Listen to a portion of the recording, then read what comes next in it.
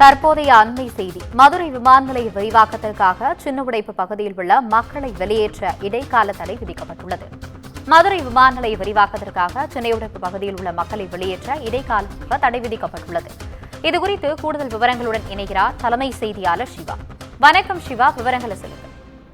ஆனந்தி, மதுரை விமான நிலைய விரிவாக்க நிலம் கையகப்படுத்த சின்ன உடைப்பு பகுதியில் உள்ள மக்களை வெளியேற்ற இடைக்கால தடை விதித்து உயர்நீதிமன்ற மதுரை அமர்வு ஒரு உத்தரவை பிறப்பித்திருக்கிறது. தொழிற்சாலைகளுக்கு நிலம் கையகப்படுத்துதல், சட்ட விதிகளை பின்பற்றி ஆக்கிரமிப்பாளர்களுக்கு நோட்டீஸ் வழங்க வேண்டும், அந்த சட்டத்தை பின்பற்றி ஆக்கிரமிப்பாளர்களை அகற்றுவதற்கான நடவடிக்கையை மேற்கொள்ளலாம் என்ற ஒரு அறிவுரையும் நீதிபதி வழங்கியிருக்கிறார். குறிப்பாக மதுரை மாவட்டம் சின்ன உடைப்பு பகுதியைச் சேர்ந்த மணி உள்ளிட்ட 200க்கும் மேற்பட்டோர் உயர்நீதிமன்ற மதுரை அமர்வில் ஒரு மனுவை தாக்கல் செய்கிறார்கள். அந்த மனுவில் மதுரை விமான நிலைய விரிவாக்க பணிகளுக்காக கடந்த 2009ஆம் ஆண்டு இடம் அளவீடு செய்யப்பட்ட நிலம் கையகப்படுத்தப்பட்டது என்றும் இதற்காக இழப்பீடு தொகை 2013ஆம் ஆண்டு விநியோகம் செய்ய துவங்கி இருக்கிறது.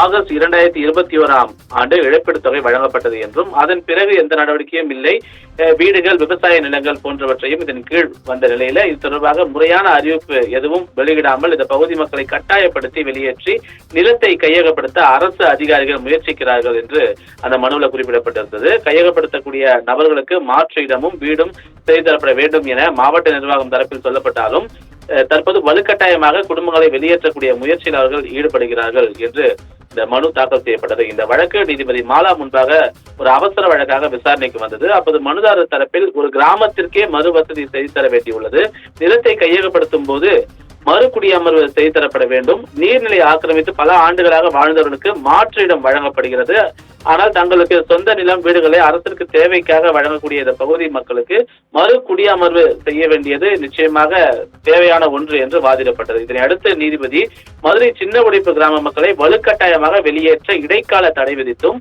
நிலம் கையகப்படுத்துவதற்கு உரிய விதிகளை பின்பற்றி மக்களுக்கு நோட்டீஸ் வழங்க வேண்டும், அதன் அடிப்படையில் ஆக்கிரமிப்பாளர்களை அகற்ற நடவடிக்கை எடுக்கலாம் என்று கூறி இந்த வழக்கு தொடர்பாக தமிழக நில கையகப்படுத்தல் பிரிவினுடைய ஆணையர், மதுரை மாவட்ட ஆட்சியர், மதுரை மாவட்ட வருவாய் மண்டல அலுவலர் ஆகியோர் பதிலளிக்க வேண்டும் என்று உத்தரவிட்டு இந்த வழக்கின் மீதான விசாரணையை டிசம்பர் 11ஆம் தேதிக்கு ஒத்திவைத்திருக்கிறார்கள். ஆனந்தி,